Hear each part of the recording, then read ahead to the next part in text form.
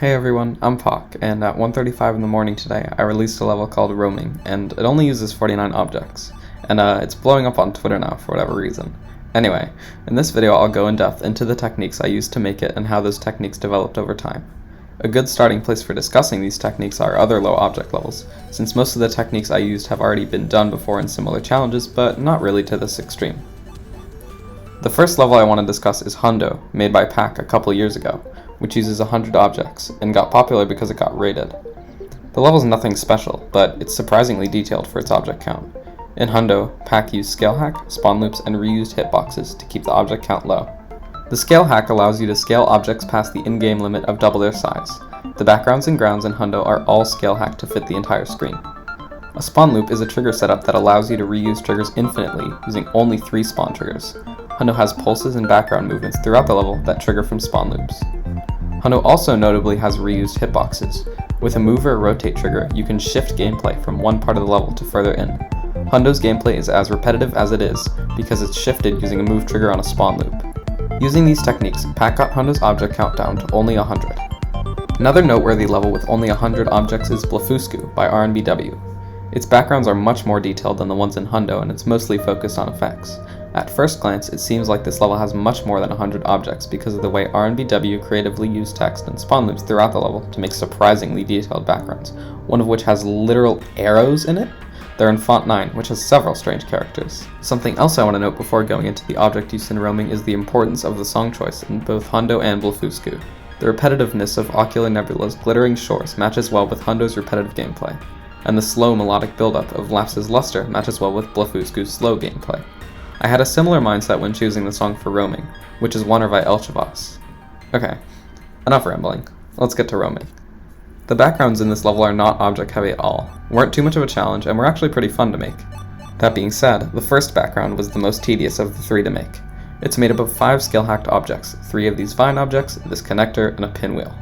The glow on the top and bottom of the screen is actually one object, with which I've taken advantage of how some objects have grainy textures to create a sort of glow. This background went through several revisions and color changes, but I'm pretty happy with the final result, and I ended up reusing the glow from this background throughout the whole level. The second background is made up of 2 scale-hacked rainbow blocks set to blending and a third solid color block, which I've used as an opacity filter that makes the background dark when there are no pulses. The way this works is that blending adds the values of the colors in each rainbow block to create interesting patterns. When the red part of one rainbow block is overlaid on top of the blue part of another, the resulting color is purple or pink. Without blending, the rainbow blocks would be layered on top of each other, and one would be invisible. The third background builds on the second background by adding 6 text objects that are scale-hacked. Remember how I mentioned that Blefuscu used font 9? I used font 9 too, since it has a bunch of weird characters, one of which is the % symbol. If you make a chain of them and rotate it in just the right way, you can get the super cool pattern that I've used for this background. The ending of the level isn't necessarily a background, but I thought I might as well include it here too. It's just 2 scale-hacked animated objects that have opposing hues. In total, there are 5 objects in the first background, 3 in the second, 6 in the third, and 2 in the ending, which add up to 16 objects total used on backgrounds. That's not bad at all, especially when they're most of the visuals. It's weird because you'd expect the backgrounds where most of the detail comes from to take up a lot of objects, but they actually don't as much as other stuff that adds quickly. Low object levels are somewhat notorious for having bad gameplay unless it's the main focus, and I can't really say this level deviates much from the trend. At the very least, you're doing stuff for most of the level, and there aren't too many parts where you're sitting around and waiting. The gameplay in the first part is made up of 3 scale-hacked saws.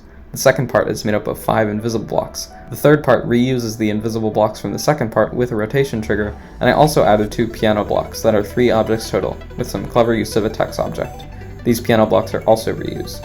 With 3 saws, 5 invisible blocks, and 3 objects for the piano blocks, the gameplay takes up 11 objects. Add this to the 16 in the background, this brings our total to 27. Only 27, but wait, that's all of the visible objects in the level. The total's 49. Where do the other 22 come from? There are 22 triggers. I knew this level would be a pain to optimize, but I didn't think triggers would take up as many objects as they did.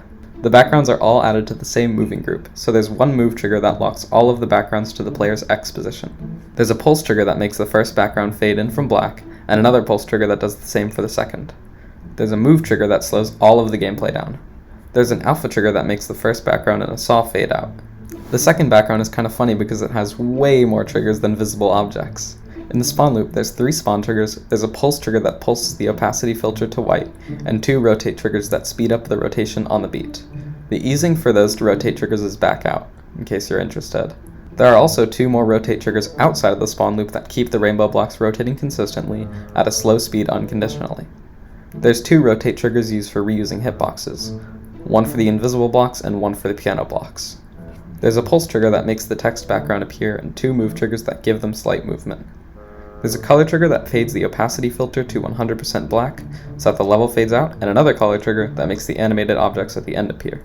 There's a toggle trigger that turns off the spawn loop before the level fades. And lastly, every level has to end with an object, or else they end too early, which is really only a problem for low object levels like this one.